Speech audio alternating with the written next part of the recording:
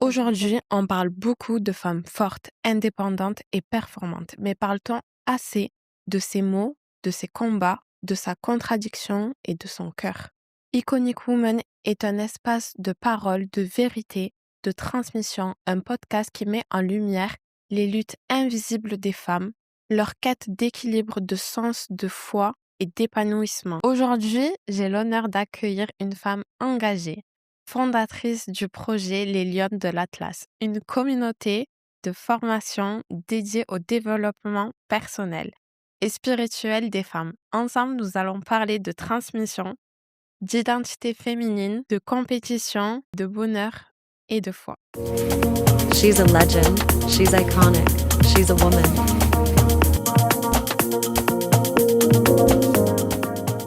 Peux-tu te présenter en quelques mots, sans titre, sans étiquette, nous dire qui tu es profondément? Oui, alors déjà dans un premier temps, je voudrais, te remercier de m'avoir invité pour ce podcast et alors pour me présenter, je dirais que je suis une femme qui a longtemps observé, qui a longtemps analysé, que ce soit les femmes, le système, en fait, le monde dans lequel on vit et je suis arrivée, en fait, à un stade où j'ai envie de proposer et même j'invite, en fait, d'autres femmes Mmh. à reprendre le parcours que j'ai pris parce que j'ai un certain parcours en fait, et les inviter vraiment à se réaligner avec lucidité, avec leur essence et je dirais que ouais, voilà ce que je suis. Est-ce que tu peux nous expliquer pourquoi tu as choisi le nom des lionnes de l'Atlas? Qu'est-ce que ça représente pour toi une lionne? Alors Liliane de l'Atlas en fait, faut savoir qu'à la base mon compte il s'appelait Les Guerrières Élégantes parce que j'avais cette notion de ouais, de femme forte, de femme, et puis c'est après un voyage au Maroc. Où en fait, pour moi, le nom, je voulais quelque chose qui sonne vraiment ce que je suis d'origine amazigh et donc voilà, pour moi, les Lionnes de l'Atlas, c'était évident. C'était une évidence, ça sonnait, pour moi, c'était ça le nom de la communauté que je voulais créer et la lionne, pour moi, c'est l'animal qui représente la force tranquille. Voilà, c'est vraiment la force tranquille, c'est, quand elle est là, elle impose quelque chose juste par sa présence. Quand tu vois une lionne, que ce soit peu importe, hein, dans les documentaires, elle dégage quelque chose. Et voilà, je j'aime beaucoup identifier les femmes à ça, parce que c'est ce qu'on est, seulement si on en a conscience. Et l'atlas, ben, c'est pour, faire référence à mes origines, tout simplement. OK. Voilà, Donc du coup, tu as commencé par ta page Instagram et ensuite tu t'es développée au niveau des formations? c'est exact. En fait, j'ai commencé par des posts qui parlent, directement, en fait, à des femmes qui, c'était aussi la femme que j'étais, qui font en fait, elles essaient de faire leur mieux. Elles font de leur mieux. Elles essaient de faire tout bien, mais avec des normes, en fait, qui ne leur ressemblent pas. OK. Voilà, c'est-à-dire des normes quand on en parlera peut-être après, mais Oui. voilà, avec un cadre qui ne leur va pas, une case dans laquelle elles ne rentrent pas et c'est souvent des femmes intelligentes, très brillantes, très, qui ont beaucoup à apporter, mais qui ont été mal câblées, en fait et mal câblées et qui font qu'après, ben, elles sont épuisées et voilà, l'objectif, en fait, c'était vraiment de créer déjà un compte Instagram pour faire prendre conscience aux femmes, de cette injustice, en fait, qui est banalisée. En fait, qu'on ramène les femmes sur un terrain qui n'est pas adapté à leur cycle, qui n'est pas adapté à leur rythme et ensuite une fois que, ben, j'ai vu que il y avait une prise de conscience, là, j'ai ensuite lancé une formation, dans un premier temps pour déjà accompagner les femmes à être épanouies dans leur foyer. D'accord. Parce qu'il y a une réalité qui est très triste, c'est qu'il y a beaucoup de femmes qui survivent, qui tentent de survivre dans leur foyer. Parce qu'elles n'arrivent plus à habiter leur foyer. Alors que le foyer, c'est censé être un espace justement où comme je dis beaucoup, tu es une fleur en fait. Tu épanoui, tu te sens bien, tu es safe, c'est ton petit cocon et c'est de là où est venue, l'idée de créer ma première formation, que j'ai intitulée Moulay Dar, donc qui OK. est un terme, Pour celles qui veulent, en français, ça donne alors je vais le quoi? traduire justement, ouais. Alors Moulay Dar en fait, c'est une expression qui vient du Maghreb en général, qui signifie la femme du foyer. OK. C'est un terme qu'on emploie beaucoup, moi je sais par exemple, moi je suis d'origine marocaine, on Mmh. l'emploie beaucoup. et c'est pas un titre, réductif, en fait. C'est pas quelque chose qui réduit la femme. C'est au D'accord. contraire un titre honorable. C'est-à-dire la femme du foyer, c'est celle qui gère le foyer, c'est celle qui habite le foyer, c'est l'âme du foyer. Donc c'est très tu vois, c'est contrairement à ce qu'on voilà, à ce qu'on entend plus en Europe, la femme au foyer, c'est plutôt réducteur, tu vois? Ouais, C'est, on dit: «Bon, c'est celle qui fait le repassage, à manger, la popo», enfin, c'est c'est tout, tout. c'est tu vois? Alors que non, autrement, moi, du moins, comment moi je l'ai appris, c'est différent. C'est quelque chose de très honorable et j'ai créé cette formation-là et ça a permis à d'autres femmes, en fait, ça a permis aux femmes de re-aimer, redécouvrir ce rôle. D'accord. Qui pour elle était, à la base, Un carton. réducteur, voilà. Ouais. Mmh. Cette formation, elle est dédiée à toutes les femmes ou juste aux femmes qui ont été mariées, divorcées peut-être? Alors cette formation parce qu'en fait j'ai 2 formations. Il y a une formation, dédiée vraiment aux femmes mariées ou aux femmes mariées divorcées D'accord. qui veulent vraiment reprendre le contrôle, mmh, même si contrôle ça peut être un peu mal compris, mais vraiment reprendre le pouvoir de leur foyer. Mais dans toutes les sphères, voilà, je parle pas vraiment que du ménage ou la popote ou mais vraiment le niveau spirituel, tout, l'énergie de la maison, comme on dit beaucoup chez nous, la baraka, donc la baraka, c'est la bénédiction. Mmh. Donc vraiment, c'est vraiment reprendre, le contrôle de tout ça et il y a une deuxième formation que j'ai appelée héritage et là, c'est une formation, qui s'adresse surtout aux jeunes femmes D'accord. et moi, là, l'objectif, c'est vraiment que ça puisse parler aux plus jeunes le plus tôt possible pour vraiment leur donner des outils pour, commencer à créer vraiment ce pilier en elles, voilà, qu'elles se tiennent en fait debout. Parce qu'il y a beaucoup de jeunes filles aujourd'hui, tu vois, qui n'ont pas eu cette transmission, à qui on n'a pas expliqué la valeur de ce qu'elles représentent en tant que femmes. Parce que c'est des jeunes filles, c'est des futures femmes Mmh. et si c'est des futures femmes, c'est des futures mères. Donc qui dit future mère, c'est future éducatrice des prochaines générations. Et ça, on le dit pas souvent aux jeunes filles. Par exemple, il y a beaucoup de jeunes filles que j'ai accompagnées qui me disaient: «Mais tu sais, moi, on m'a jamais parlé comme ça. On m'a jamais C'est dit ça». vrai. On m'a jamais fait prendre conscience de ça. Mmh. Voilà, on me laissait, j'ai tâtonné par-ci par-là, j'expérimentais, je me suis fait mal, j'ai essayé ça, alors que si on m'avait prévenu, j'aurais évité telle ou telle chose et c'est ça qui manque, tu vois? C'est pour ça que j'ai vraiment distingué. J'ai fait 2 formations différentes. Différente. Une pour vraiment préparer les jeunes filles à être des lionnes, du coup. Donc là, dans cette formation, je parle de lucidité, de connexion à son intuition, parce que ça aussi, c'est une chose qu'on perd beaucoup. Il y a beaucoup de filles qui ne s'écoutent pas. Hem, Combien de filles tu peux entendre dire: «Mais j'avais senti le roussi, mais je me suis pas écoutée. Je savais que c'était pas ça, mais Je suis allée j'y quand suis même. allée quand même». Mmh. Parce qu'il y a aussi ça, il y a aussi ce décalage, cette écoute qui n'est plus là, en fait. Mmh. Et tout ça, je l'aborde pour justement, faire de ces jeunes femmes des jeunes lionnes, mais voilà, affûtées. Comme ça, quand elles sont en face de quelqu'un d'une personne et je peux parler d'homme ou n'importe qui, mais voilà, elles savent, quoi faire.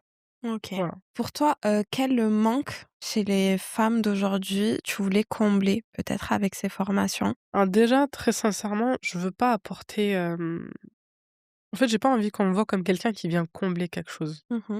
Déjà ça, c'est vraiment moi, je veux juste qu'on me voit comme quelqu'un qui vient te montrer que tu as déjà tout, mais qu'il faut juste que tu te regardes bien, tu vois? Ouais, que tu Parce que sortes ton voilà, potentiel en c'est fait. ça Mmh exactement. mh. Parce que, moi, tu vois, bah, on me dit souvent: «Ouais, mais tu es coach». J'ai pas envie qu'on me colle cette étiquette de coach parce que je suis pas coach. Je dirais que je suis plus, voilà, quelqu'un qui vient te donner des outils, te dire comment faire. Mais ce que je vais surtout, surtout faire, c'est prendre un grand miroir, te le poser en face de toi et te dire: «Maintenant regarde-toi et sois honnête avec toi-même». Mmh. Voilà. Parce que ça, c'est mine de rien, dit comme ça, on dit: «Ouais, mais non, mais c'est simple, c'est facile à faire de se dire: non, mais moi je vais». Sauf que non, c'est Non. très, très difficile et je peux le voir, dans les accompagnements. Je vois énormément de femmes me dire: «Non, mais souvent c'est le problème, non, c'est l'autre le problème, non, c'est nous». C'est Sauf ça. en écoutant, tu creuses, tu poses des questions et puis après, à la finale, elles disent: «Oui, mais en fait, j'ai réagi comme ça parce que j'attendais ça, parce que». OK. Donc OK, là, on comprend que du coup, c'est pas l'autre le problème. Ouais.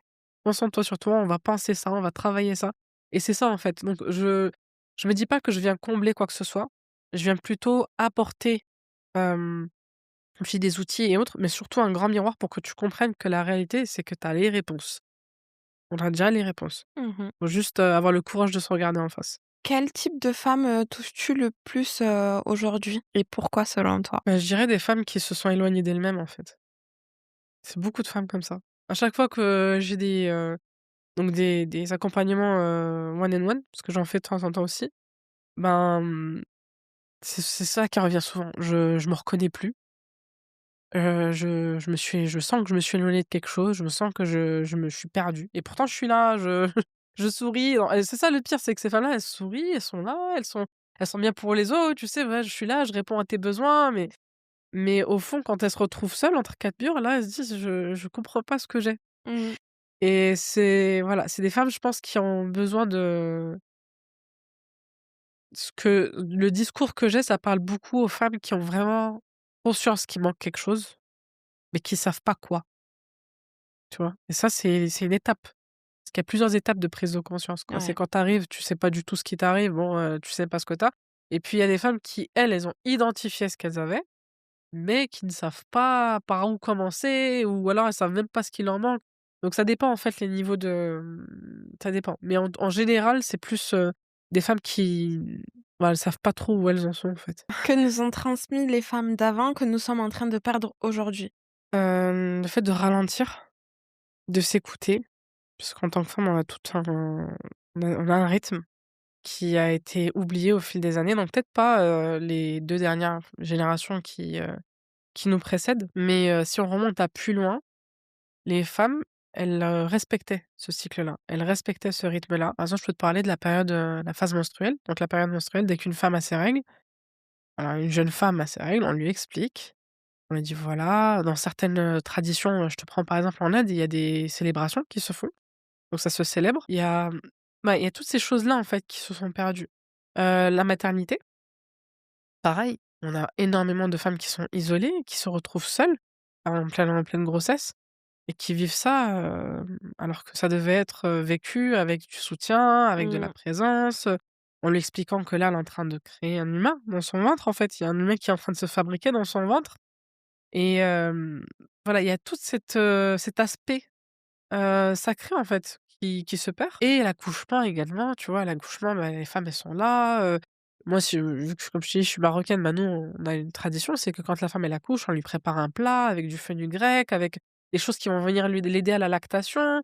Il y a toute cette étape-là et là, en fait, j'ai l'impression que, et c'est une chose que j'ai d'ailleurs retrouvée beaucoup dans mes accompagnements, encore une fois, c'est parce que c'est elle qui me confirme, Mmh. en fait, ce que je pense, où on voit effectivement qu'il y a des femmes qui se sont isolées, Ouais, qui vivent ça toutes seules c'est vrai. et qu'elles ont voilà, elles se retrouvent, bah, dégoûtées un petit peu en disant: «Ouais, bon, super», alors que non, tu bien au fond d'un enfant, ça devrait être, c'est beau, tu vois? Ouais. Et on a banalisé tout ça un petit peu, tu vois? On a enlevé la beauté de la chose, et ça, c'est une chose, je trouve, qui s'est beaucoup, beaucoup perdue, qui s'est pas transmis. C'est vrai, c'est vrai. Mmh. Penses-tu que la modernité éloigne la femme de sa nature profonde? Dans la modernité, tu vois, il y a du bon, comme dans tout, hein, il y a du bon et du mauvais et tout est une question d'équilibre. Moi, je suis pas pour dire qu'il faut, absolument, d oublier la modernité. Non, c'est mauvais, faut je pense qu'il faut avoir de la lucidité, du discernement et savoir prendre ce qui est bon et délaisser ce qui est inutile. Surtout quand, tu observes maintenant, la modernité, c'est un grand mot, tu vois? Il y a des choses qui peuvent être, utiles et il y en a qui sont là clairement pour t'éloigner de ta nature. C'est leur objectif même, tu Mmh. vois? Donc c'est voilà, c'est une très bonne question, mais je pense que ça, c'est à chaque femme, selon son contexte, sa situation. C'est à elle de choisir et répondre à cette question-là. Parce que moi, ma réalité, elle est pas comme la tienne, elle est pas Oui, comme celle de tu vois? c'est Donc moi, ça. je pourrais te dire: «Bah non, moi je trouve que c'est pas utile», puis tu as l'autre qui va dire: «Si, moi ça, c'est utile». Donc je pense que c'est relatif selon C'est chaque femme. propre à Ouais, chacun. c'est propre à chacune, ouais. Pourquoi la, transmission mère-fils est-elle, fragilisée? C'est une excellente question. Alors, la transmission, ça, c'est un sujet qui est très, très délicat. Heu, Parce que alors les peu de fois où j'en ai parlé sur les réseaux, vu qu'on parlait de mes réseaux tout à l'heure, j'ai remarqué qu'il y avait 2 groupes. Tu as un premier groupe de femmes qui avaient de la nostalgie, qui disaient: «Moi, c'est quelque chose qui me manque, d'avoir cette transmission». des sagesses de ma grand-mère ou de ma mère ou de ma tante. Enfin, il y avait, j'en pouvais lire de tout et il y avait un autre groupe qui, en revanche, bah, voyait le côté, on va dire, négatif donc de la transmission et là, forcément, je fais référence au trauma transgénérationnel donc beaucoup de trauma, beaucoup de silence, beaucoup de chouma, beaucoup de, voilà, beaucoup de honte, beaucoup de bah, de souffrance, donc je pense que voilà pourquoi en fait il y a ce chaînon manquant, tu vois? Mmh. Il y a un moment donné où ça s'est fracturé, où ça s'est brisé, ou parce que non seulement, bah, on a été traumatisés et pour certaines femmes ça a été le cas, elles ont beaucoup été traumatisées et suite à ça, en fait, ils ont préféré dire: «Mais moi je veux pas tr je veux plus rien transmettre en fait», voilà. Ça a fait un tout. Tu vois? Elle a pris un tout et elle s'est dit: «Je veux plus rien transmettre» et puis tu as le donc le premier groupe, on va dire le groupe A, Mmh. tu vois? Qui elles, bon, ont pris conscience qu'effectivement parce que ces femmes-là, moi quand je parle des aînées, des anciennes, je ne dis pas que c'est des femmes parfaites. En aucun cas. Dans mon cas personnel, moi j'en ai eu j'ai vu de tout.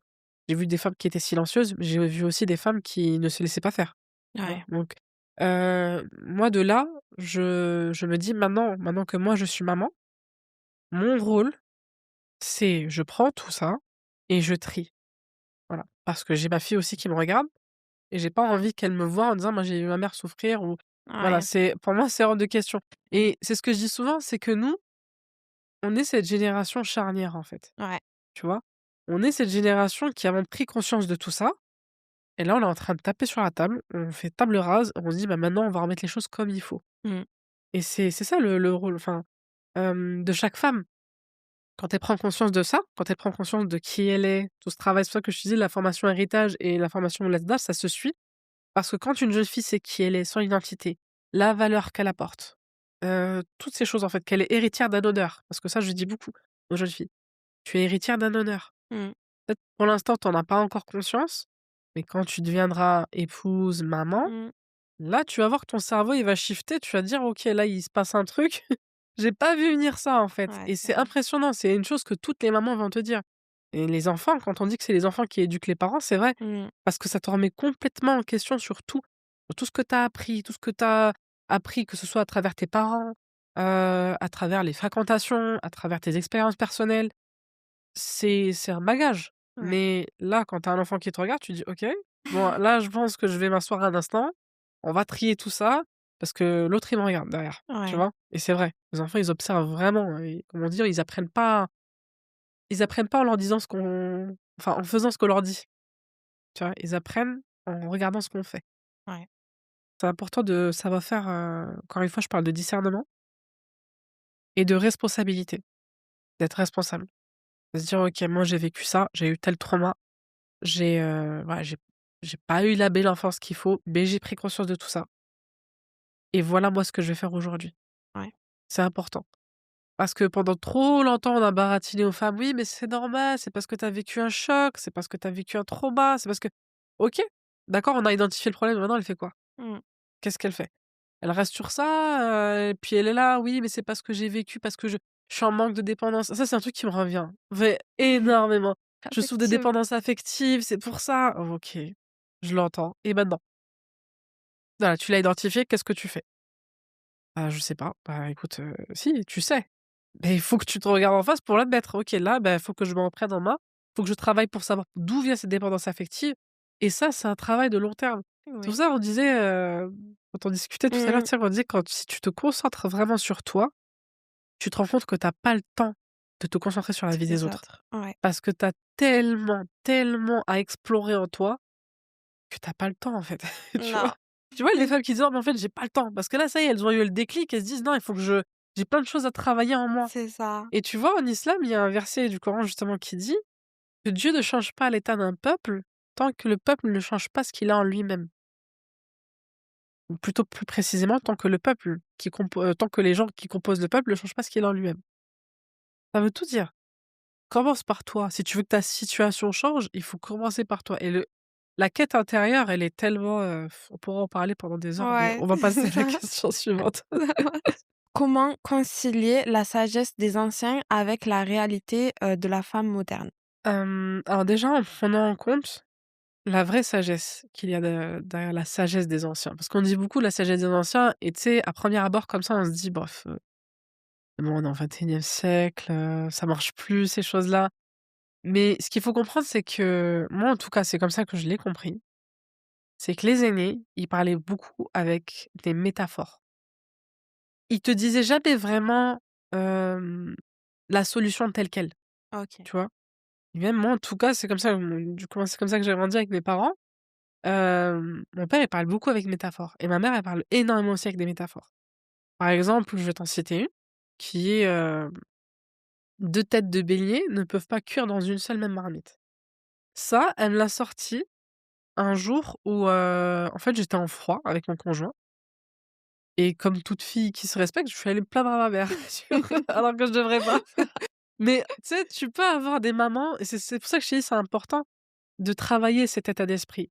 Parce que tu as des mamans, tu sais, qui vont dire: «Ah ouais, ça non, ouais, tu as fait ça». Bah, attends, elle va te monter encore plus la tête, tu Oui, vois? c'est ça. Mais moi, j'ai eu tout l'inverse. C'est-à-dire OK. qu'elle m'a recadré. Elle dit: «Écoute, 2 têtes de bélier peuvent pas cuire dans une même marmite». La marmite, ça représente quoi? C'est le foyer et le bélier, ça représente celui qui lead, tu vois? Celui qui dirige, on va dire. Et ce qu'elle m'a réexpliqué, surtout, elle m'a fait prendre conscience d'une chose, c'est pas, c'est pas rabaissant en tant que femme parce que tu sais, moi, voilà, ayant grandi bah, avec 2 cultures, tu vois? Quand tu grandis en France avec la culture, bah, vas-y, tu te dis: «Bon», parce que nous, de l'autre côté, ils disent plutôt que la femme, il faut qu'elle se tienne debout. «Non, je peux être aussi comme un homme» et cetera Ouais. et de l'autre côté, tu as ma mère qui dit: «Non, moi, je veux pas être comme un homme. Moi, je veux pas être comme les hommes. Je suis très bien dans ma position» parce que dans une position de femme et c'est pas une position, régressive comme je l'ai dit, tu vois? Si seulement les femmes avaient conscience de ça, à quel point la féminité, elle est très subtile. Mmh. Mais il y en a plein qui l'ont pas appris. Et moi, ma mère, c'est ce qu'elle a voulu m'expliquer. À travers ça, donc le bélier, c'est celui qui lead, et la femme, c'est celle qui donne le tempo.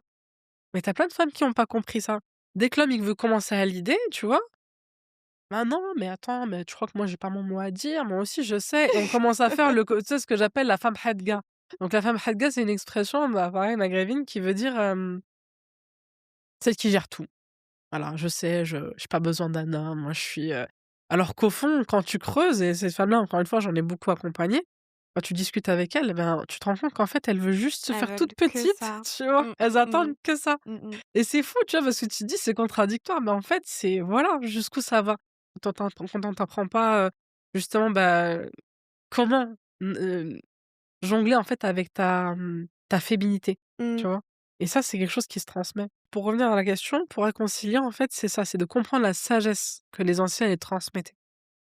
Et je peux te donner un dernier point aussi qui revient beaucoup, c'est la patience. Combien, tu vois, les anciennes avant, elles nous disaient: «Patiente». Tu sais quand alors, moi je suis pas d'accord. Je vais m'expliquer parce Ouais, qu'il parce faut que comprendre. j'allais dire, Tu allais on dire: «Attends, patiente attends, attends, voilà beaucoup. pourquoi on patiente beaucoup» et c'est vrai. Parce que la réalité, c'est que là, dans la patience, pour moi, il y a 2 types de patience, en OK. fait. Et c'est comme ça aussi que ma mère me l'a expliqué. La patience où on te dit: «Attends», alors que tu es en train de souffrir, alors que tu vis une injustice, c'est pas de la patience. OK. Là, tu es en train de subir et ça, c'est pas ce qu'on souhaite que ce soit à notre fille ou à la fille de quelqu'un. Ou même bon, là, on parle des femmes, mais aussi on peut parler des hommes, parce qu'il y a aussi des cas où Oui. tu as des hommes, voilà, et ils sont aussi dans des situations avec des femmes qui sont voilà, c'est ça peut parler à tout le monde. Et là, on s'adresse plus aux femmes. Ça, c'est pas de la patience. La patience, moi, en tout cas, quand moi je l'ai apprise avec ma mère, c'est la patience qui élève. C'est la patience quand tu apprends à différencier quand c'est ton ego qui est en train de parler ou ton âme. Parce qu'il y a 2, il y a l'ego et l'âme, tu vois? Quand c'est l'ego qui parle, c'est que là, la personne en face de toi, elle a appuyé sur quelque chose Mmh. et c'est une chose qui revient souvent dans le couple, hein, moi je le dis vraiment, dans le mariage, c'est là où tout ressort en x10 quand tu te maries. Tu te dis, tu beau faire des formations avant de te marier, avant de tu t'es formé, tu dis: «C'est bon maintenant, j'ai traversé tout, j'ai affronté mes traumas transgénérationnels, c'est bon, je suis OP». Mais quand tu arrives au mariage, il y a tout qui ressort en x10 et là, tu Ouais. comprends pas ce qui se passe. Bah, en fait, parce que l'objectif, le cadre du mariage, c'est là aussi et c'est là où beaucoup de couples se trompent, tu vois? Quand ils arrivent à cette étape-là, ils se disent: «Mais en fait, on n'est pas compatibles». En fait, au final, on n'est pas compatibles. Non, c'est pas que vous êtes pas compatibles. Là, vous démarrez la deuxième étape du mariage, du vrai mariage. Parce que là, vous allez voir qu'au début, en fait, qui se ressemble s'assemble. Quand tu te maries au début, tu dis: «Ouais, j'aime trop, c'est l'homme de ma vie, on aime les mêmes sushis, on aime les mêmes tisanes, on aime les mêmes films, les mêmes musiques, c'est ça y est, on» donc là, tu es sur un nuage. Puis Mmh mh. ensuite, plus tu avances au fil des années, plus tu te rends compte que tu dis: «Mais en fait, non, il est pas» et lui aussi, il se dit: «Mais en fait, elle est différente, non, c'est pas trop ça, mais c'est pas ça» et c'est là, en fait, où le vrai mariage commence parce que vous vous rendez compte, dans la plupart des cas, on se rend compte que ça se complète. Voilà, il va avoir, du noir, toi tu vas avoir du blanc et ça fait comme le fameux yin et yang, tu vois? Ouais.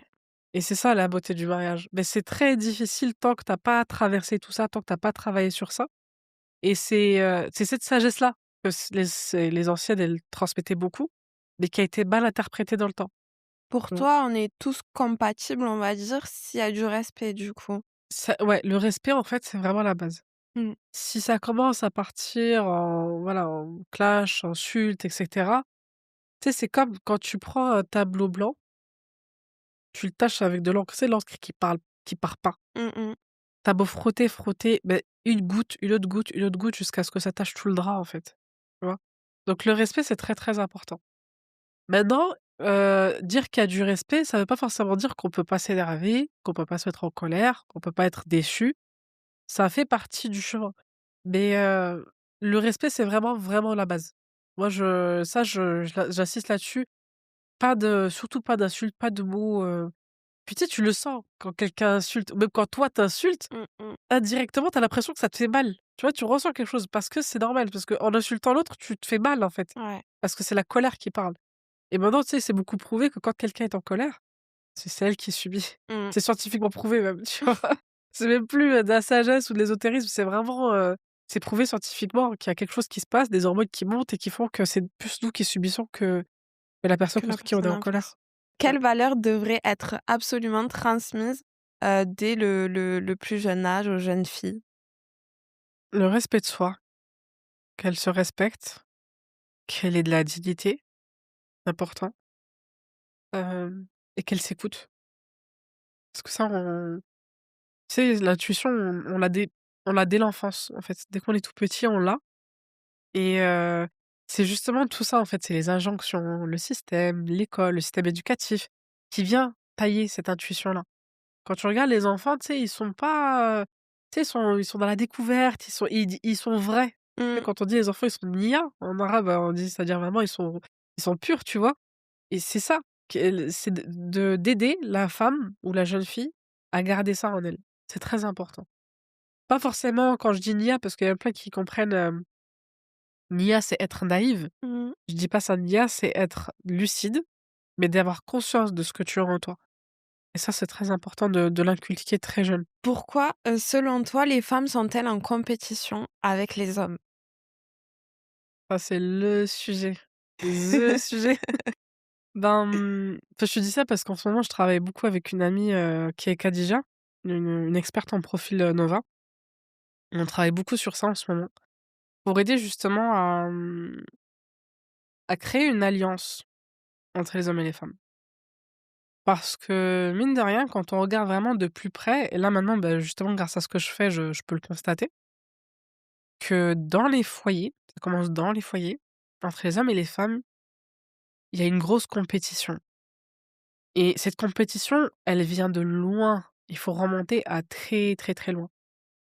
Ça, je l'explique beaucoup dans la formation justement pour préparer les femmes à ça, parce que moi, comme je dis, moi, je veux former, des femmes pour devenir des lionnes et pour moi, être lionne, c'est synonyme d'être consciente de ce qui se passe autour de nous, Mmh. consciente du monde dans lequel tu vis, parce qu'on vit dans un monde qui est cadré, tu vois? Par, voilà des hauts placés, si on peut en dire ça et donc là, il faut prendre conscience de ça, parce qu'on est en train de enfin certaines maintenant, tu vois, au jour d'aujourd'hui, tombent, aveuglément dans ce piège.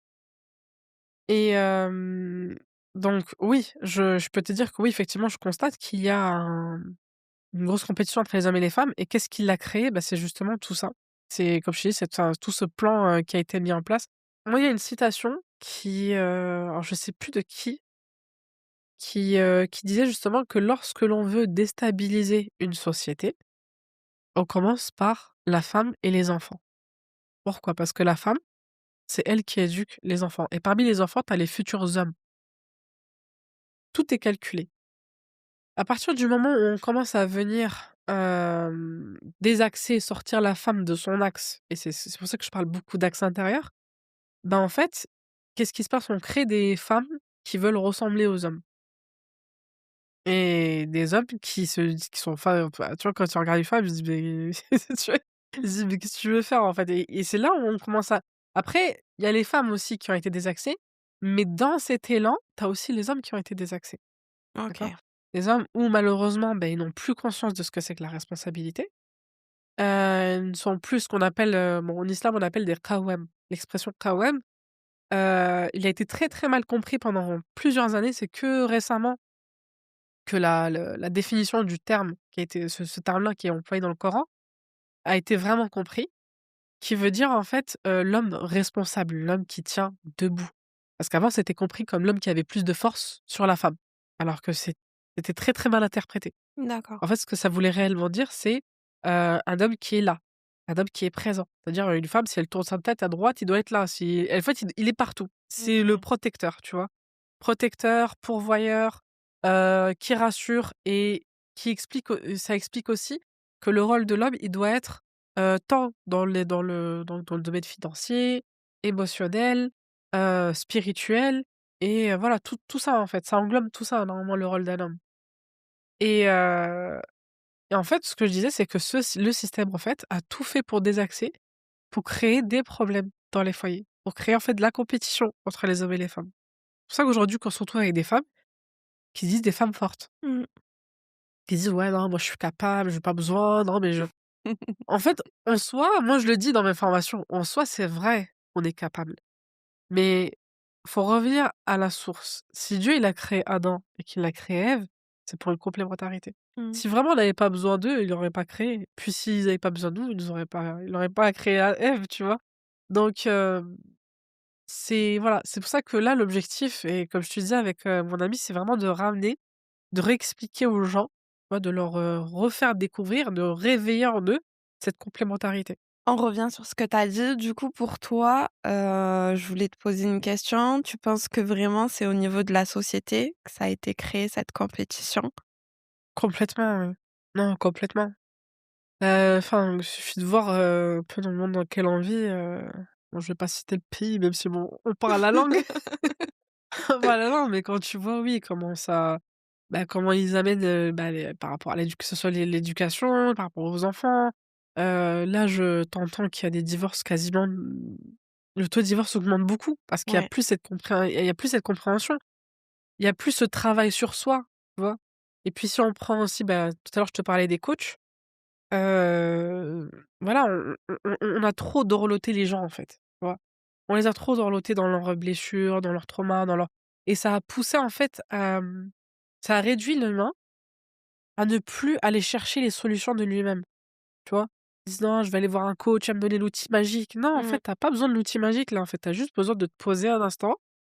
Comme tu sais, il y a un adage chinois qui dit, quand, voilà, quand tu traverses une épreuve, tu t'assois face au mur et tu réfléchis. Et c'est ça qui est en train de se perdre. C'est ce mur-là, c'est de se mettre face au mur nous-mêmes et de nous dire: «OK, maintenant c'est quoi le problème?» D'analyser et d'être honnête avec soi-même, tu vois? ouais. Ça, c'est le plus dur.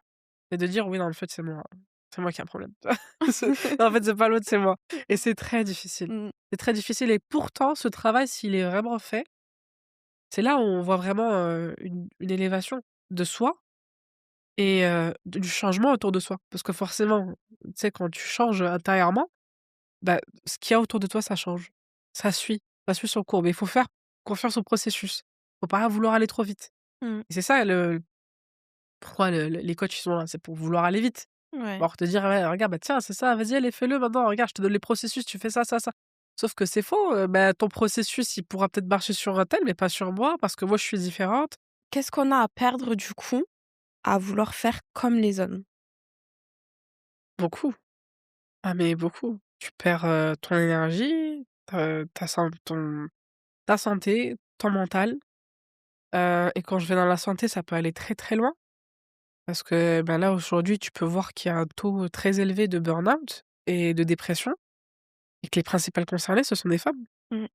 Donc il y a beaucoup, beaucoup à perdre et quand tu rentres, en fait, dans cet, état de compétition, bah, en fait, tu t'écoutes plus.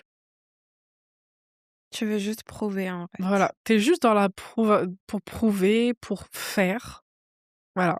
J'ai accompli ça, j'ai fait ça, j'ai fait ça, j'ai fait ça. Tu en as plein, moi, que j'ai accompagné qui, tu vois, qui étaient, par exemple, des femmes d'affaires, qui faisaient vraiment pas mal de choses, mais en fin de journée, elles étaient lessivées. Mmh. Elles avaient l'impression d'avoir rien fait et pourtant elles en ont fait des choses. Donc déjà, tu es là, tu dis: «Non, quand même, tu as fait des choses, félicitations». Mais pourquoi je me sens vide alors? Je dis: «Bah, ton essence n'a pas été écoutée». C'est-à-dire Mmh. tu tout ce qu'on appelle ça en islam, c'est la fitra, tu l'as pas écouté. Ton corps, tu l'as pas écouté. Combien de femmes tu peux entendre maintenant de se dire, «Je sais pas pourquoi j'ai mal, j'ai des crampes à l'estomac, je sais pas ce qui m'arrive, j'ai dû manger quelque chose». Non, tu as rien mangé en fait. C'est ton estomac qui te parle et l'estomac ça voilà, en fait les émotions, tout ce que tu refoules, ton corps il s'exprime. Mmh. D'où des fois tu as des femmes: «Ouais, j'ai les cervicales, ils sont tendus», bah, l'expression «les nerfs sont tendus», tu vois? C'est mais je comprends pas, mais c'est ton corps Ouais, qui parle. c'est vrai. Tu te détends pas. Tu es tout le temps dans l'action. Même quand tu es en phase menstruelle, la phase où tu es censé te reposer, tu es là, tu donnes, tu te mets bouchée triple. Ah, normal. Mmh. Tu crois qu'un homme il perd, autant de sang? Il perd pas lui. Alors là, on Lui, est c'est pas ça. foutu, lui. Voilà. Ah, s'il a Surtout ah ça. mais c'est les hommes non mais on voit des simulations des fois, je sais pas si tu as vu ça? Oui, Des fois, on voit des hommes qui vivent des simulations d'accouchement, mais ils tiennent pas. ils Ils se tiennent tordent dans pas. tous les sens, tu sais, tu regardes, tu ouf, on est loin là. Et nous, ils sont là: «Beh, pousse! Bah pousse, Beh, ouais, bah oui, pousse!» je pousse. Voilà. Mais c'est tu vois? C'est, donc oui, une femme a beaucoup, beaucoup à perdre si elle ne s'écoute pas, Mmh si mh. elle et c'est ça le piège où beaucoup de femmes sont tombées à cause du féminisme, tu vois? Le Ouais. féminisme, c'est alors je crache pas sur le féminisme parce qu'il y a des choses pour lesquelles elles se sont battues qui étaient nécessaires. Ça, c'est vrai. Moi, là où je les rejoins pas, c'est quand elles disent: «Je peux me travailler comme un homme, je peux faire comme un homme». Moi, personnellement et je pense comme plusieurs femmes comme moi, tu vois, on veut pas faire comme les hommes. Moi, je veux pas. Ça me va de suivre mon rythme, ça me va de m'écouter. Parce que je suis plus productif quand je m'écoute. Je suis plus productif quand je prends soin de moi. Quand je vois que mon corps là, il ça va pas, parce que je suis en train de perdre du sang, mais j'ai besoin de reposer. Mmh mh. Lui, un homme, il peut pas, enfin, il Il ressent n'a pas pas les ça, mêmes tu problèmes. vois? Ouais. On n'a pas les mêmes rythmes, on n'a pas les mêmes hormones, on n'a pas les mêmes, ils ont pas un cycle. Eux, c'est Mmh mh. linéaire, tu vois? Ils se lèvent le matin, ils ont leur pic de testo, ça redescend et puis si et le lendemain, ça recommence. Nous, on a 4 phases, c'est-à-dire qu'on est 4 femmes dans le mois, 4 femmes totalement différentes, tu vois? Mmh. À un moment, tu vas être productive, à un moment, tu vas être fatiguée, à un moment, bah, ouais, tu commences à avoir bah, je prends l'exemple de la phase lutéale qui précède la phase menstruelle. Bah, c'est la phase où tu redescends, tu es un peu fatigué, c'est là où, en général, tu es énervé, tu vois? Tu grignotes, tu manges pour hiberner. Donc on n'y gagne rien à en tout cas à devenir à essayer de faire la compétition contre les hommes, c'est contre-productif. Une femme forte à l'intérieur, c'est quoi?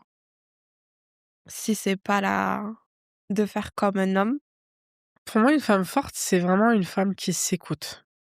Voilà, c'est une femme qui, déjà a pris le temps de se connaître. Parce que comme je dis, ça, c'est une quête qui est en fait, la puissance de la connaissance de soi, on la néglige beaucoup. Il y en a plein qui disent: «Ouais, non, mais je me connais». Sauf que je te parle pas de te connaître en surface. Je te parle de te connaître vraiment en profondeur, dans tes entrailles, tu vois? Qu'est qui tu es vraiment. Quel est ton voilà, comme elle dit mon amie, Khadija qui est profaleuse, tu vois? Elle parle de profil naturel, de profil adapté. Tu as un profil qui est à toi, hein, Mmh qui est mh. toi-même quand tu es avec tes proches et cetera et puis un profil qui est adapté quand tu es avec des personnes que tu connais pas, quand tu sors de ta zone de confort. Là, tu deviens quelqu'un d'autre et souvent, tu sais, quand, on a peut-être certainement dû vivre ça, mais tu sais, quand tu as des amis qui te disent: «Ah mais tiens, tu es bizarre là, aujourd'hui, tu es pas comme quand on était, ouais, tu» mais c'est normal, c'est normal. Là et c'est ça, en fait, la connaissance de soi, c'est creuser tout ça et aussi creuser sur son identité, creuser sur ses origines aussi, savoir d'où je viens, qui je suis, quelle est mon histoire. Parce qu'il y a beaucoup de ce qu'on dit donc dans les traumas transgénérationnels, il y a aussi des fois des réactions qui se transmettent de manière, qui se transmet de génération en génération. Mmh. Je peux te donner par exemple un exemple, une femme justement que j'avais accompagnée et qui me disait: «Moi, j'ai grandi en fait avec une mère qui était tout le temps silencieuse. Elle parlait tout le temps doucement parce qu'elle avait peur, par peur. Elle parlait lentement, calmement, silencieux. Elle voulait pas faire de bruit. Après l'histoire, elle était beaucoup plus grande, mais je vais la synthétiser comme ça. Elle a dit: «Bah, moi après, bah, j'ai grandi avec ça, donc je parlais pas beaucoup, je me faisais petite, alors que j'avais le droit, elle était légitime, tu vois?» Mais elle avait cette, façon de se faire toute petite tout le temps. Elle a eu un fils et ce fils, lui par contre, il se fait pas tout petit. Il crie, il est dans le vraiment dans le comment dire? Il s'exprime, il Mmh. crie, il est et quand elle a consulté justement, bah, alors je sais plus le nom exact, mais tu sais, les thérapeutes justement qui travaillent sur ces traumas transgénérationnels et heu et celle-là, elle lui a dit: «Bah, en fait, votre fils, c'est celui qui brise le trauma, tout simplement. Lui là, il veut pas se taire, Mmh. parce qu'il a pas de raison de se taire et il a raison. Donc ne le forcez pas à se taire alors qu'il a pas à le faire». Mmh. Donc pour moi, voilà, une femme forte intérieurement, c'est une femme qui a vraiment pris le temps de forger son identité. Vraiment de, voilà, de la tailler bien comme il faut. Voilà, ça c'est mon identité, je sais comment je suis. Maintenant, une fois que j'ai cet ancrage, je peux m'aventurer, tu vois? OK. Moi, je peux aller explorer, découvrir et cetera. C'est très important. Pour moi, c'est ça une femme forte intérieurement. Quel rôle joue la foi dans la stabilité émotionnelle de la femme? Pour moi, c'est quand je parle d'axe justement, c'est ça. La spiritualité, parce qu'on parle de foi, mais vu que je m'adresse beaucoup donc aux femmes musulmanes, mais aussi aux non musulmanes, moi je pense que ça, tu vois, c'est ça qui fait toute la différence. Parce que la stabilité émotionnelle, c'est quoi? Les émotions, qu'est-ce que c'est? C'est des messagers. Tu vois, quand il y a l'émotion, elle vient, elle te transmet un message, elle te dit: «Bon écoute là, je me suis pas sentie respectée, là, là on est heureuse, là on est» et pour maîtriser ces messagers-là, c'est important d'être, pour moi connecté à quelque chose de plus grand, tu vois? Et même je parle beaucoup de l'intention aussi. C'est ça aussi le pouvoir aussi de la spiritualité, c'est quand tu te dis que mes actions, ce que je fais, c'est pour plus grand que moi. Je ne le fais pas dans l'attente. Je ne le fais pas dans, voilà, en fait, on le fait avec beaucoup de détachement et ça, c'est l'un des secrets que des boulettes d'art, du coup, de ce que ma mère, elle me transmet beaucoup, c'est qu'elle me dit: «Prends les choses avec détachement». Mais pour arriver à ce stade et là, je sais que ce que je dis là, je pense que ce que je vais dire, tu sais, ça va beaucoup choquer certains. Ils vont dire: «Mais Mmh. attends, mais comment on peut arriver à ce level de sérénité et de se dire: "C'est possible"?» Franchement, c'est possible avec un très grand travail. D'où la raison pour laquelle je dis, voilà, si on se concentre sur toi, si on se concentre sur soi, on a énormément à faire, tu vois? Ouais. Et mais pour moi, la foi, c'est vraiment la stabilité, en fait. Tu vois, la force tranquille, là, quand tu vois une personne qui dégage quelque chose, pour moi, c'est ça, la clé. Alors si tu avais un message, pour, les femmes qui souffrent en silence aujourd'hui, tu leur dirais quoi? Déjà, arrêtez de souffrir parce que vous êtes pas venu au monde pour ça. Dieu vous a pas créé pour ça. Au contraire, Dieu vous a créé pour être, épanoui et mais pour arriver à ce stade-là, faut faire ce travail sur soi. Je me répète peut-être, mais je peux pas être plus claire, en fait. Je peux pas être, j'ai pas envie de passer par 4000 chemins. Je Ouais. suis quelqu'un, j'aime pas tourner autour du pot. C'est faire le travail sur soi et pour faire ce travail sur soi, il faut commencer par se regarder en face.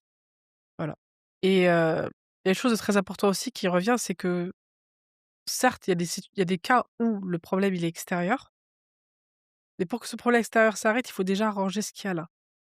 Comme ça, tu es sûr que voilà, toi déjà, tu es taillé.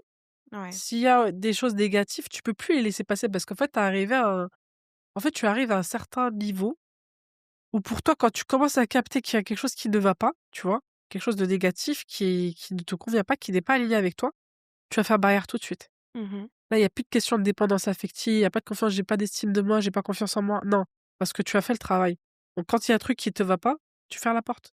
Sans culpabilité. Ouais. Parce qu'il y a beaucoup de femmes qui culpabilisent, tu vois? Ils disent: «Ouais, mais si je c'est peut-être que si je fais faire ça maintenant, il va passer, ça va passer, je vais rater». Tu vas rien rater du tout. Et Ouais. ça, pour qu'une femme elle arrive à cet état d'esprit-là, c'est parce qu'elle s'est taillée avant, Mmh. tu vois? Donc Faut s'écouter. voilà. Quel lion sommeille dans chaque femme? selon toi? Pour moi, il y a une lionne dans chaque femme qui dort, déjà. Parce que c'est une très bonne question. Moi, je te dis très sincèrement, pendant longtemps, elle a dormi. Moi, cette lionne, elle s'est endormie pendant un moment et mon déclic à moi, ça a été mes enfants.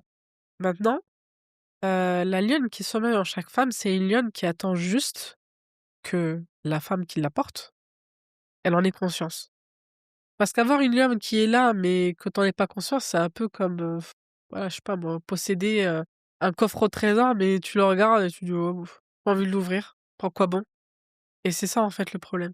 Donc pour moi, en fait, la lionne qui sommeille en chaque femme, c'est une lionne qui attend que la femme qui la porte en ait conscience, pour qu'elle puisse ensuite la libérer. Et quand elle va la libérer, c'est là où vraiment elle va ressentir ce que c'est que la force tranquille, une femme posée. Et je tiens à insister, je ne dis pas qu'une fois que tu deviens comme ça, tu n'as plus, de colère, tu ne ressentiras plus d'émotions. Tu vas les ressentir, mais tu vas les maîtriser autrement. En tout cas, merci beaucoup d'avoir participé à ce podcast. Merci à toi de m'avoir invitée. Et en tout cas, ça m'a fait plaisir. Donc, n'hésitez pas à nous dire ce que vous en avez pensé en commentaire, à nous suivre, à activer la cloche pour avoir toutes les notifications des nouvelles sorties des vidéos. En tout cas, je vous remercie et je te remercie vraiment pour ce podcast. Et on se Merci à dit toi. à bientôt sur Iconic Woman.